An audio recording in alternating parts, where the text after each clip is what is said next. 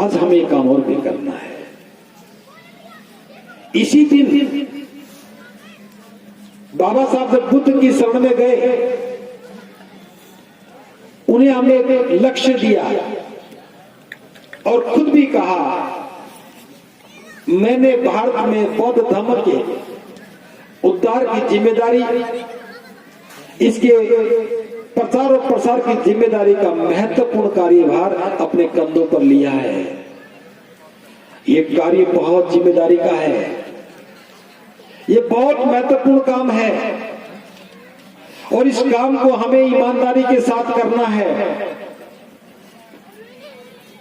बाबा साहब इस काम को बहुत महत्वपूर्ण मानते थे और वो हम भूल गए। हमें प्रसार भी करना है, प्रचार भी करना है, धर्म को स्थापित भी करना है और वो जब ही होगा जब हम अपनी विरासत को समझने का काम करें। बाबा साहब की इच्छा थी भारत बौद्ध में हो जाए,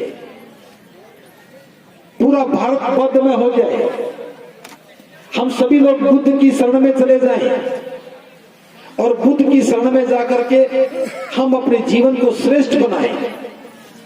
जो छुआछूत का दाग हमारे चेहरे पर लगा है, जो भेदभाव के कारण हमारा शोषण और उत्पीड़न होता है, जिस मनोवादी मानसिकता ने हमारे मनोबल को तोड़ने का काम किया है, जातियों के आधार पर लोगों को बांटने का काम किया है, छोटे बड़े की भावना के साथ किसी के साथ दुत्कार, किसी के साथ फटकार लगाने का काम किया है, महिला और पुरुषों में भेद पैदा करने का काम किया है। हमें इस विचारधारा को नष्ट करना होगा। हमें समता, बंधुता, स्वतंत्रता और न्याय के आधार पर एक समाज का निर्माण करना होगा। ये लक्ष्य बाबा साहब ने दिया। बाबा साहब की दीक्षा के 64 वर्ष के बाद में ये बात कर रहा हूं। क्या हम बाबा साहब के उस महान निर्णय में सहभागी बन पाए? ये बात अलग है कि हम उस समय पैदा नहीं हुए, हमें से सभी लोग उसके बाद ही पैदा हुए होंगे। कुछ लोग उस समय पैदा हुए होंगे लेकिन वहां तक नहीं पहुंचे होंगे। क्या हम बाबा साहब के उस लक्ष्य को ठीक से समझ पा रहे हैं कि हमें बुद्ध की शरण में जाना चाहिए था? आज भी नहीं समझ पा रहे। आज देश में युवा आंदोलित है, आज देश में युवा आक्रोशित है, लेकिन जाने और अनजाने में अपनी ही जाति की दीवारों को मजबूत किए जा रहा है। क्या ये आंदोलन सही दिशा में है? एक व्यक्ति बाबा साहब की बात करता हो, एक व्यक्ति पंचशील का झंडा लेकर के चलता हो, बाबा साहब की भी बात करे, बुद्ध की बात भी करे, पंचशील का झंडा लेकर के भी चले और प्रचार अपनी ही जाति का करे, अपनी ही जाति का महिमा मंडन करे, अपनी जाति के लोगों को तैयार करे।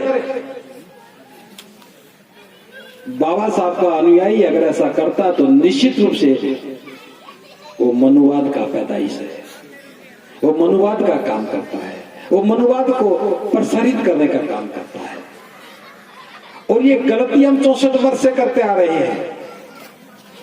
जितने भी संगठन बन रहे हैं, संगठन तो बाबा साहब के नाम से बनाते हैं लेकिन काम अपनी जाति में करते हैं। यही तो मनुवाद चाहता है। आप कुछ भी करें, बस जाति की दीवारों को कमजोर ना होने दें, ये मनुवाद चाहता है। और अगर हम ऐसा करते हैं तो इस उत्सव के महत्व को नहीं समझ पाएंगे। धम्म भूमि के श्रेष्ठ जीवन के आंदोलन के तहत हमने इस बात की शुरुआत की और जातियों की दीवारों को नष्ट करने का काम किया। धम्म भूमि के आंदोलन में किसी भी जाति की कोई पहचान नहीं है, किसी भी व्यक्ति की जाति की पहचान का यहाँ प्रश्न ही पैदा नहीं होता। मैं आप लोगों से भी अनुरोध करना चाहता हूं, आप लोग भी अपनी जाति की पहचान को खत्म करने का काम करें। जाति की पहचान को खत्म करके अलग अलग जाति के टुकड़ों में बटे हुए लोगों को एक करने का काम करें। और ये काम मौखिक नहीं है, ये काम केवल बातों का काम नहीं है, ये काम व्यवहारिक काम है। और इसके लिए बाबा साहब ने हमें समझाया है, बुद्ध ने हमें बताया है। जैसे पहाड़ों से नाले निकलते हैं, छोटे छोटे नाले मिल करके एक बड़ा नाला बना देते हैं, बड़े नाले मिल करके नदी बनाते हैं। नदी का नाम है गंगा है, यमुना, गोदावरी, कावेरी, रावी, सतलुज, व्यास, चिनाब। सैकड़ों नदियां बहती हैं, जो जहां से चलती है वहां से शुरू होकर के समुद्र तो चली जाती है, नदी का वही नाम रहता है। लेकिन जो ही नदी समुद्र में चली जाती है वो समुद्र हो जाती है, नदी का नाम खत्म हो जाता है। नदी जब तक नदी है, जब तक समुद्र के बाहर है, समुद्र में जाने के बाद वो समुद्र बन जाती है। बाबा साहब पूछते हैं, समुद्र में सैकड़ों नदियां समाहित हो गई, क्या कोई व्यक्ति उस समुद्र के पानी में से एक बाल्टी पानी निकाल के बता सकता है कि इस पानी में किस नदी का कौन सा हिस्सा है? कोई बता सकता है? नहीं बता सकता। नदी जब तक नदी है, जब तक समुद्र में नहीं गई, समुद्र में जाने के बाद वो समुद्र हो गई, फिर कोई नहीं बता सकता कि किस नदी का कौन सा पानी है। ऐसा हमारा बौद्ध धर्म है। कोई व्यक्ति किसी भी जाति में, किसी भी गोत्र में पैदा हुआ हो, लेकिन जब वो बुद्ध की शरण में आता तो बौद्ध बन जाता है। जातियां खत्म हो जाती, जाति की पहचान नष्ट हो जाती है। हमारी पहचान नष्ट हो जाए, हमारे नाम भी बदल जाए और हम केवल बौद्ध कहलाएं। ये एक आंदोलन था और हमने क्या समझ लिया? जाति के नाम के संगठन, जाति के नाम के काम, जाति के लोगों में जाके काम करना। और हम फक्र के साथ ये कह सकते हैं कि धम्मभूमि जातियों की विचारधारा से ऊपर उठ करके काम करती है। लेकिन ये काम भी अधूरा है। हमें जीवन को श्रेष्ठ बनाना चाहिए था। बुद्ध की शरण में जाने के बाद क्या किसी को गरीब रहना चाहिए था? क्या किसी के साथ भेदभाव होना चाहिए था? क्या किसी का शोषण और उत्पीड़न होना चाहिए? लेकिन हमने क्या किया? हम बौद्ध भी बन गए, धम्मकारवा में भी आ गए, उत्सव भी मना रहे हैं, नाम के आगे भी बौद्ध लिख लिया और महिलाओं के घूंघट भी नहीं हटा पाए, घूंघट भी नहीं हटा पाए। नारे लगाते बौद्ध धर्म की क्या पहचान? मानव मानव एक समान, और अपने घर में भेद पैदा करते हैं। धम्म भूमि के श्रेष्ठ जीवन के आंदोलन ने इस व्यवहारिकता को भी नजदीक से देखा है और मैं समझता हूं कि धम्म भूमि के अधिकतर लोग अपने घरों से घूंघट हटा चुके हैं। ये हमारे आंदोलन की एक बहुत बड़ी सफलता है। आज महिला और पुरुषों के बीच का भेद खत्म होने लगा है। ये धम्मभूमि का प्रयास है। महिलाएं अपनी परंपरागत पोशाक को छोड़ करके सफारी पहन करके फक्र के साथ खड़ी होती हैं, आंदोलन में हिस्सेदारी करने लगी हैं। ये हमारी पहचान है। हम इस आंदोलन को और आगे ले जाना चाहते हैं। जीवन को श्रेष्ठ बनाने के लिए अब हमें और बारीकी से समझना होगा। बाबा साहब के प्रयासों से हमें शिक्षा मिली, हम बात को समझने लगे और समझने लगे तो समझाने लगे। लेकिन आज हम देख रहे हैं पिछले एक लंबे प्रयासों के बाद शिक्षा का स्तर गिरता चला गया। जिन सरकारी पाठशालाओं में, जिन सरकारी विद्यालयों में शिक्षा बांटने का काम किया जाता था, अब वहां दलिया बांटने लगे। पढ़ाई छूट गई, बस दलिया बनाओ, दलिया खाओ, दलिया खिलाओ का काम चलने लगा। और देखते ही देखते हमारी एक पीढ़ी बर्बाद हो गई। 8वीं क्लास तक पढ़ाना नहीं, 8वीं क्लास तक पढ़ना नहीं, 8वीं तक परीक्षा होनी नहीं, कोई फेल कोई पास नहीं, और 9वीं के आगे जाना नहीं। और फिर कह दिया अब ये भी लीजिए, हाथों में दे दो। आग लगने की संभावना हो तो कुआं खोदने में देरी नहीं करनी चाहिए। हमें सुरक्षा के मापदंड बनाए रखने चाहिए। पिछले 20 वर्षों से हम देख रहे हैं, 15 वर्षों से खास तौर से देख रहे हैं, इस समाज का प्रत्येक व्यक्ति चिंतित है कि पढ़ाई नष्ट हो गई, सरकारी स्कूलों में पढ़ाई नहीं बची, बच्चों का भविष्य बिगड़ रहा है, लेकिन पूरे देश में कोई रचनात्मक पहल करने वाला नहीं हुआ। आज मैं जिस बात की चर्चा करना चाहता हूं बहुत गंभीर विषय है। हम महापुरुषों से कुछ सीखें, हमें अपने महापुरुषों से सीखना चाहिए। अगर मैं बाबा साहब डॉक्टर अंबेडकर की बात करूं, बीए करने के बाद बड़ौदा के महाराज सयाजी गायकवाड़ ने बाबा साहब को छात्रवृत्ति दी 2 वर्ष के लिए, मात्र 600 रुपया दी। उस छात्रवृत्ति से अमेरिका में जाकर के उच्च शिक्षा को हासिल करना था, एमए करना था। बाबा साहब को अवसर मिल गया, 2 साल में पढ़ाई पूरी करनी थी, लेकिन वो और आगे पढ़ने लग गए। 3 साल हो गए, महाराज को चिट्ठी लिखी, छात्रवृत्ति 1 साल और बढ़ा दी, 3 साल हो गई। छात्रवृत्ति की राशि भी 900 रुपया हो गई, लेकिन वो शोध कर रहे थे, पीएचडी कर रहे थे और समय की जरूरत थी। 4 साल आ गए, 2 साल के लिए पैसा मिला, 4 साल लगा दिए, कई डिग्रियां हासिल कर ली,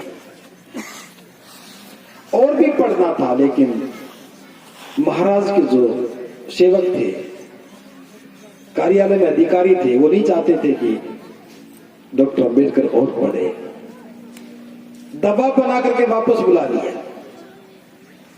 छात्रवृत्ति देते समय एक शर्त रखी थी कि पढ़ाई पूरी करने के बाद 10 वर्ष तक बड़ौदा रियासत की सेवा करोगे, और बाबा साहब ने उस शपथ पत्र पर हस्ताक्षर किए थे।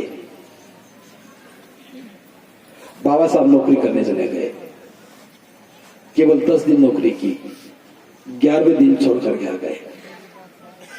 अपना वादा पूरा नहीं कर सके, लेकिन संकल्प ले लिया।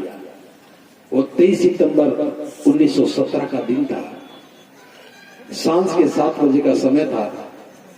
सयाजी पार्क में ही बोधि वृक्ष के नीचे बैठ करके बाबा साहब ने संकल्प लिया कि मैं महाराज का दिया हुआ वचन तो पूरा नहीं कर सका, लेकिन मैं अपने सारे जीवन को अपने 14 करोड़ भाइयों की गुलामी की दास्ता से मुक्ति के लिए लगाऊंगा। इस काम को मैं निरंतर करते पूरा करूंगा। उधर साहू जी महाराज डॉक्टर अंबेडकर में एक नए नेतृत्व की संभावना देख रहे थे। साहू जी महाराज घोषणा कर चुके थे कि अछूतों का उनका नेता मिल गया है, डॉक्टर अंबेडकर के रूप में उनका नेता मिल गया है। मुझे पूरा विश्वास है कि डॉक्टर अंबेडकर इन अछूतों की गुलामी की बेड़ियों को काट करके इनको मानवीय हक देने का काम करेंगे। साहू जी महाराज के मन में एक विश्वास पैदा हो गया था कि डॉक्टर अंबेडकर इस काम को करेंगे, और मैंने एक नेता खोज लिया, नेतृत्वकर्ता खोज लिया है। लेकिन समस्या थी कि डॉक्टर अंबेडकर पढ़ना चाहते थे।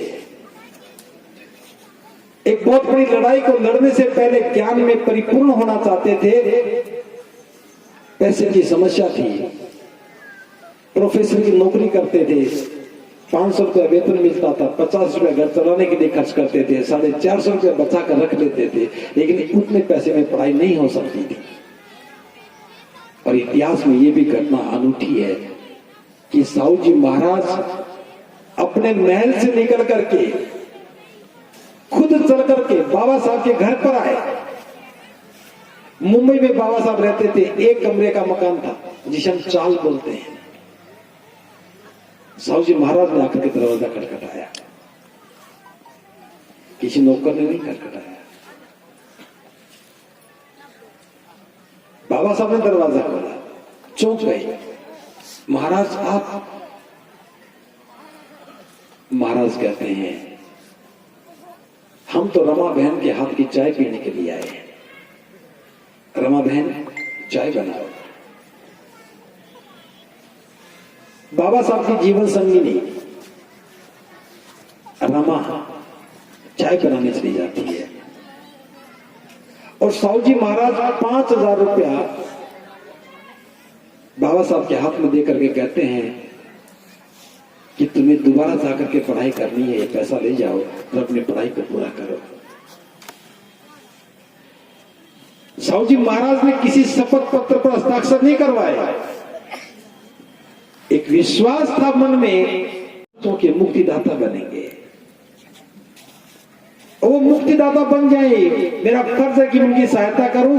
अगर आज के दिन उस 5,000 रुपए की गणना करें तो लगभग 1 करोड़ रुपया बनता है। इतनी राशि दी थी। बाबा साहब विदेश गए, दोबारा पढ़ करके आए और अपना सारा जीवन लगा दिया। 2 बार छात्रवृत्ति मिली। एक बार साहू जी महाराज ने दी 5,000 रुपया और उससे पहले सयाजी गायकवाड़ ने दी 900 रुपया। उसी 2 छात्रवृत्तियों की वजह से बाबा साहब अंबेडकर दुनिया में ज्ञान का प्रतीक बन गए, सिंबल ऑफ नॉलेज हो गए। कल्पना करो, अगर बाबा साहब को छात्रवृत्ति नहीं मिलती तो क्या ये सब हो जाता? क्या हम ये जयंती मनाते? क्या हम ये उत्सव मनाते? क्या हम इस बात को समझ पाते? क्या बाबा साहब हमारे सामने होते? अवसर मिला तो विदेश गए तो पढ़ाई की तो ज्ञानवान हो गए, और ज्ञानवान नहीं, दुनिया में सबसे बड़े विद्वान हो गए। जिस अमेरिका में जाकर के उन्होंने ज्ञान को पाया, उसी अमेरिका के लोगों ने बाबा साहब को था सिंबल ऑफ नॉलेज कहा। अभी इनसे पहले अमेरिका के राष्ट्रपति कौन थे? Barack Obama. बराक ओबामा ने कहा कि बाबा साहब डॉक्टर अंबेडकर ज्ञान के प्रतीक हैं। अगर बाबा साहब अंबेडकर अमेरिका में पैदा होते तो हमने सूर्य कहते। क्या कहते? सूर्य कहते। सूर्य तो राजा महाराजाओं की सम्मान में अलंकारों के रूप में इस्तेमाल किया जाता था, और दुनिया का सबसे ताकतवर राष्ट्र कहता है, उसका राष्ट्रपति कहता है, अगर बाबा साहब अंबेडकर हमारे देश में पैदा हुए होते तो हमने सूर्य कहते। क्यों बने बाबा साहब सूर्य? बाबा साहब ज्ञान के प्रतीक कैसे बन गए? जब वो भारत में वायसराय लॉर्ड लिंलिथगो से बात कर रहे थे तो बाबा साहब ने पूछा था, अगर आप बुरा ना मानो तो एक सवाल पूछूं, क्या आपको नहीं लगता कि मैं अकेला पढ़ा लिखा 500 ग्रेजुएट्स के बराबर हूं? और लॉर्ड लिंलिथगो ने कहा था, हाँ ये बात तो सही है, आप 500 ग्रेजुएट्स के बराबर हैं। तब बाबा साहब पूछते हैं कि आप जानते हैं कि मैं यहां तक कैसे पहुंच पाया? वायसराय ने कहा कि मैं नहीं जानता हूं। तो बाबा साहब कहते हैं कि मैंने अपने कठिन परिश्रम के बाद मैंने एक मुकाम हासिल किया है, और मेरे पास इतनी योग्यता है कि मैं शासन के किसी भी पद पर बैठ सकता हूं। मुझे मेरे जैसे ही योद्धा चाहिए, मेरे जैसे विद्वान चाहिए। जिस प्रकार से एक सैनिक किले की प्राचीर पर बैठ करके अपने किले की रक्षा करता है, इसी प्रकार मुझे मेरे समाज के विद्वान लोग चाहिए जो शासन के उच्च पदों पर बैठ करके मेरे निरीह गरीब और असहाय समाज की सहायता कर सके, उनकी सेवा कर सके। और ये बात कहकर के लॉर्ड लिंलिथगो के माध्यम से 16 विद्यार्थियों को चयन करके बाबा साहब ने विदेश पढ़ने के लिए भेजा, लेकिन वो सिलसिला यहां रुक गया। बाबा साहब को तो संविधान लिखने का मौका मिला तो बाबा साहब ने अपनी छात्रवृत्ति को लौटाने का काम किया। उस समय से लेकर के आज तक छात्रवृत्ति लौटाई जा रही है। लाखों करोड़ों लोगों को बाबा साहब छात्रवृत्ति लौटा चुके हैं, और उसके परिणाम हम हैं। हमारे पास साधन नहीं थे कि हम पढ़ जाते। कानून भले ही था लेकिन पैसा नहीं था। बाबा साहब ने संविधान में लिखा कि शिक्षा सस्ती होनी चाहिए, सुलभ होनी चाहिए और उच्च स्तर की होनी चाहिए। सस्ती हो, सुलभ हो और उच्च स्तर की होनी चाहिए। बाबा साहब की लिखी बातों को नकार दिया गया, शिक्षा को महंगा कर दिया, सुलभ ना रहे इसको दूर कर दिया और गुणवत्ता को खत्म कर दिया। जिन सरकारी स्कूलों से हम निकल के आए वो सारे बर्बाद हो गए। हम सब छात्रवृत्ति लेकर के यहां तक पहुंच गए। क्या कभी हमारे मन में ख्याल आया कि हम छात्रवृत्ति को लौटाएं? आपको जो छात्रवृत्ति मिली क्या वो आपका हक है या कर्ज है? बाबा साहब ने जो छात्रवृत्ति लौटाई क्या वो आपका हक है या आप पर कर्ज है? कर्ज है। मैंने तो इसे कर्ज के रूप में देखा है कि बाबा साहब ने की उम्मीद के साथ मुझे छात्रवृत्ति दी थी, मैं उस उम्मीद पर काम कर पाऊं। हम लोगों ने उसे अधिकार समझ लिया और भूल गए। और भूलने की वजह ही थी कि देश की शिक्षा व्यवस्था चौपट हो गई। जब आप अपने ही समाज के बच्चों को कमजोर हालत में देखते हैं, उन्हें लिखना नहीं आता, पढ़ना नहीं आता, स्कूल से ड्रॉप आउट हो जाते हैं, तो क्या आपको अच्छा लगता है? किससे मांग करेंगे? जो बिगाड़ रहा क्या उससे मांग करेंगे स्कूल अच्छे बनाओ? जिसने करोड़ों बच्चों का जीवन बर्बाद कर दिया हो, क्या उससे उम्मीद करते हैं कि वो आपके बच्चों की परवरिश ठीक से करेंगे? क्या आपने कभी मांगा था कि हमारे बच्चों को दलिया मिलना चाहिए? आजादी के समय हो सकता है लोग भूखे रहते हों, लेकिन आज वो दौर नहीं है कि जिसके घर में कोई बच्चा पैदा हुआ हो और वो बच्चे को स्कूल में भेजता हो और बच्चा बिना खाना खाए जाता हो। अगर सरकार को इतनी चिंता है कि बच्चों को भूखा नहीं रहना चाहिए, बच्चों को तो दलिया खिला दिया, और जिस बच्चे के माँ बाप भूखे होंगे क्या वो बच्चा पढ़ लेगा? एक एक टिफिन की व्यवस्था माता पिता के लिए भी कर देते।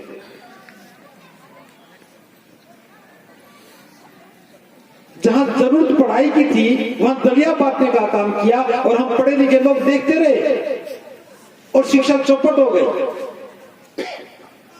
लेकिन एक ख्याल, ये एहसास हमें प्रतिपल होने लगा है, हमें अपने बच्चों का जीवन बचाना है तो इस बात को ध्यान से समझना होगा। छात्रवृत्ति को लौटाना शुरू करो, जिसको हम भूल चुके हैं, जो हमने पाई है, ली है, लेकर के अपने ज्ञान साधना में इस्तेमाल किया है, उस छात्रवृत्ति को लौटाने का समय आ गया। आप अपनी इच्छा से छात्रवृत्ति लौटाइए और उसी छात्रवृत्ति से हम शाम के समय स्कूल की समाप्ति के बाद अपने मोहल्लों में, अपनी बस्तियों में बच्चों को पढ़ाने का काम करेंगे। एक एक बस्ती में 20-20, 50-50 बच्चों के जीवन को संवारने का काम करेंगे। उनमें जो कमजोरी है, पढ़ने में जो इच्छा नहीं पैदा होती, उनमें उत्साह पैदा करने का काम करेंगे। उनकी बुनियादी कमजोरी को दूर करने का काम करेंगे। और जब बच्चों में हमने उत्साह पैदा करने का काम कर दिया, अगर वो 10वीं तक ठीक से पढ़ जाते हैं तो फिर वो समझ जाएंगे 11वीं में किसी के काबू नहीं आएंगे। हमने इस अभियान का नाम दिया है school for excellent life.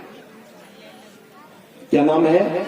School for excellent life. Haryana में स्कूल बोलते हैं और उत्तर प्रदेश में स्कूल बोलते हैं। मैं दोनों बात इसलिए बता रहा हूं को ये ना समझे कि हम गलत बोलते हैं, ये क्षेत्रीय प्रभाव है। स्कूल फॉर एक्सीलेंट लाइफ, श्रेष्ठ जीवन के लिए विद्या विहार। विद्या का मतलब शिक्षा, विहार जहां शिक्षा दी जाती है। हम कोई स्कूल की बिल्डिंग नहीं बना रहे हैं, हम कोई वो स्कूल नहीं बना रहे हैं। हम स्कूल में पढ़ने वाले बच्चों को शाम के समय उनकी बुनियादी जरूरतों को पूरा करके उन्हें मजबूत बनाने का काम कर रहे हैं। एक्सीलेंट लाइफ, उनका जीवन श्रेष्ठ बन जाए, बच्चे मन से पढ़ने लगे और पढ़ाई करते चले जाए, अच्छे संस्कार सीख जाएं।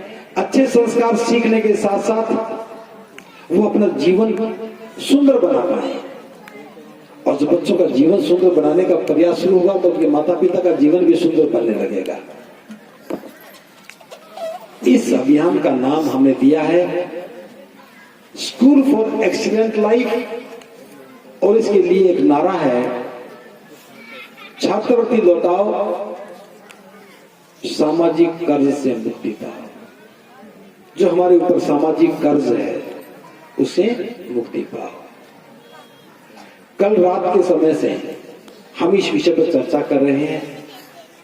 रात को भी चर्चा की और आज सुबह भी चर्चा की, और मुझे इस अभियान की शुरुआत करते हुए खुशी और गर्व का अनुभव हो रहा है।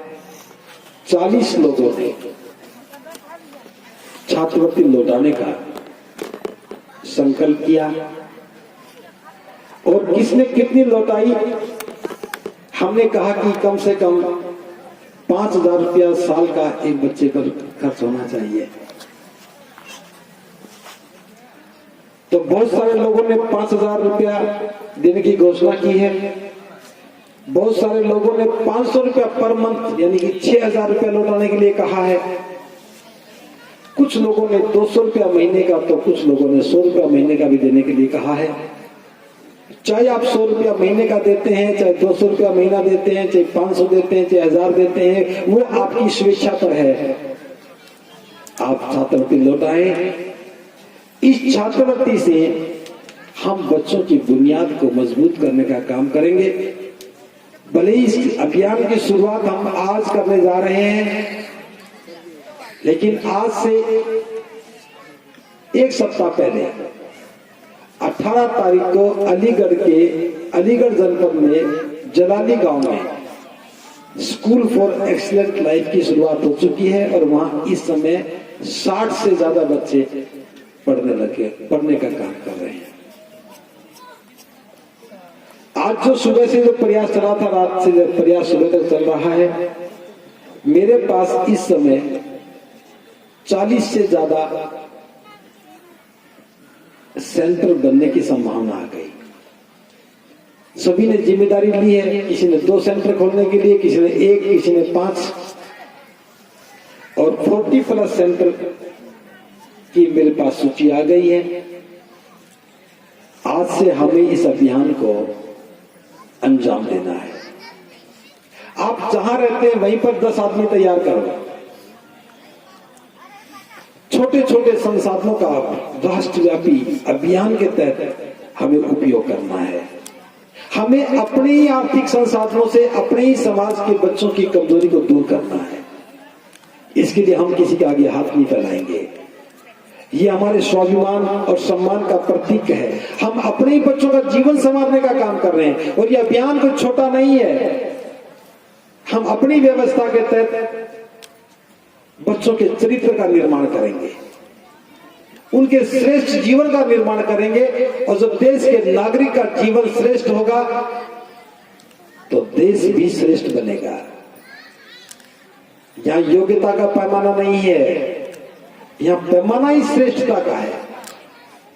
इसलिए ये मेरा आह्वान है आप सब लोगों से। प्रत्येक व्यक्ति जो मेरी इस बात को सुन रहा है, ये आज के बाद इस रिकॉर्डिंग को भी सुनेगा, उसके मन में ये भाव जगना चाहिए कि मुझे जो छात्रवृत्ति मिली थी वो एक अवसर मिला मुझे आगे बढ़ने का, और उस अवसर के माध्यम से मैंने शिक्षा अर्जित की, उसी अवसर के माध्यम से मैंने नौकरी पाई, कारोबार किया, धन कमाने लगा हूं। अब समय आ गया है उस छात्रवृत्ति को लौटा दो। सामाजिक कर्ज से मुक्ति मिलेगी, और उस छात्रवृत्ति के लौटाने के बाद नए छात्रों को आगे बढ़ने का मौका मिलेगा। तो धम्मभूमि का प्रत्येक कार्यकर्ता, वो चाहे चंडीगढ़ का रहने वाला है, पानीपत का है, उत्तर प्रदेश का है, मध्य प्रदेश का है, छत्तीसगढ़ का है, तेलंगाना का, कहीं से भी कोई कार्यकर्ता है, जिसकी भी समझ में ये विचार आ रहा है, उसे इस अभियान का हिस्सा बनना चाहिए। और मैं उम्मीद करता हूं हमारे पास 31 दिसंबर तक 67 डेज है, आज को मिलाकर के 67 दिन का समय है।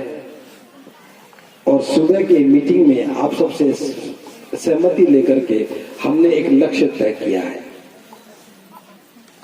31 दिसंबर तक हमें कितने सेंटर शुरू करने चाहिए? जोर से बोलिए। 1000 काम बड़ा है लेकिन मुश्किल नहीं है। जितने लोग यहां बैठे हो आप बस एक एक सेंटर की शुरुआत करवा दीजिए। 31 दिसंबर तक हम 1000 सेंटर खोल देंगे। ये सामाजिक भागीदारी के साथ एक बहुत बड़ा शिक्षा प्राप्ति का आंदोलन होगा।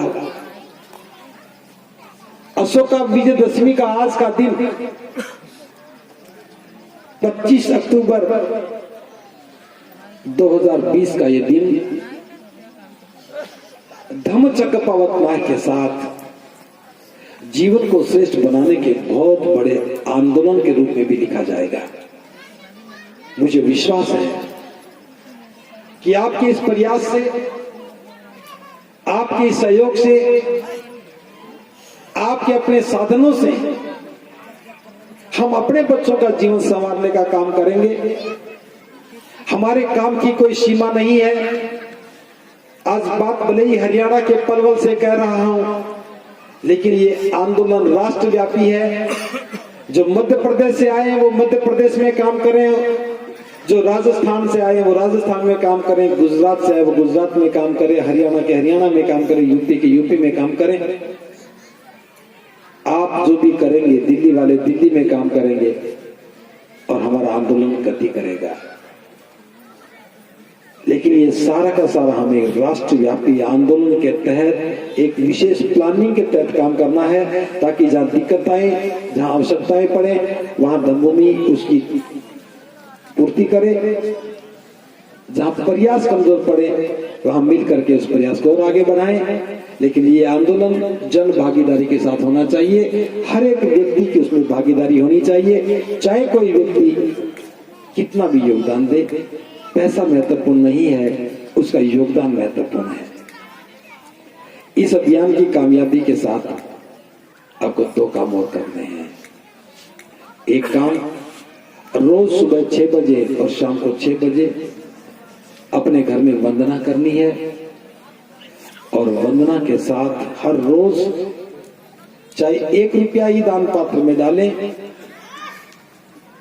इस अभियान को कामयाब करने के लिए, स्कूल फॉर एक्सीलेंट लाइफ को ठीक मजबूती देने के लिए, जहां बच्चों के जीवन को संवारा जाएगा, जीवन को श्रेष्ठ बनाने का काम शुरू किया जाएगा, उसके संचालन के लिए 1 रुपया रोज, कम से कम 1 रुपया रोज आप दान पात्र में डालिए। और दिन को याद रखना, प्रत्येक पूर्णिमा को अपना वो दान पात्र खाली करके अपने सेंटर में जमा करवा देना है। जो भी आपके पास सेंटर है उसी में जमा करवा देना है, ताकि उस पैसे से उस व्यवस्था का संचालन किया जा सके। वंदना इसलिए करनी है ताकि हमें एहसास रहे कि हम बुद्ध के अनुयायी हैं, बुद्ध की शरण में हैं। और बुद्ध की शरण में तो दान पारमिता इसलिए होनी चाहिए ताकि हमारे मन में कल्याण की भावना पैदा हो जाए। दूसरों के कल्याण के लिए, दूसरों के सुख के लिए काम करने का अनुभव बहुत सुखद अनुभूति देता है। तो इस काम को आपको करना चाहिए। और तीसरा काम भी ध्यान में रखना है, जो महिलाएं बैठी हैं वो भी सुने, जो उपासक बैठे वो भी सुने।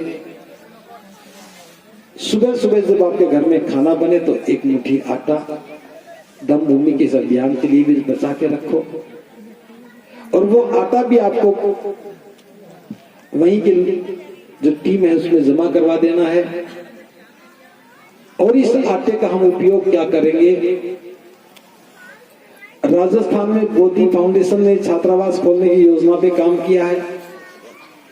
सूरतगढ़ में एक छात्रावास चला रखा था, कोरोना की वजह से बंद था, अब फिर शुरू होगा। हर जिला मुख्यालय पर वो छात्रावास बना रहे हैं, तो बच्चों के रहने की व्यवस्था वो कर रहे हैं, पढ़ाई की व्यवस्था कर रहे हैं। और धम्मभूमि ने उन्हें कहा है, आप जितने भी छात्रावास बनाओगे, खाने के लिए आटे की व्यवस्था धम्मभूमि करती चली जाएगी। ये खाली राजस्थान के लिए नहीं है, आप उत्तर प्रदेश के लिए भी करोगे तो वहां भी आटा की व्यवस्था करेंगे। आप 1 मुट्ठी आटा निकालेंगे, उस आटे से हम बच्चों की पढ़ाई में सुविधा कर देने का काम करेंगे। जो गरीब बच्चे देहात से निकल करके शहर में आकर के किराए के मकानों में रहते हैं या छात्रावास में रहते हैं, पैसे के अभाव में वो दुखी भी रहते हैं, हम भले ही सारे दुखों को दूर ना कर सके, लेकिन सुख का एक साधन तुमको दे सकते हैं। इसलिए एक मुट्ठी आटा निकालिए।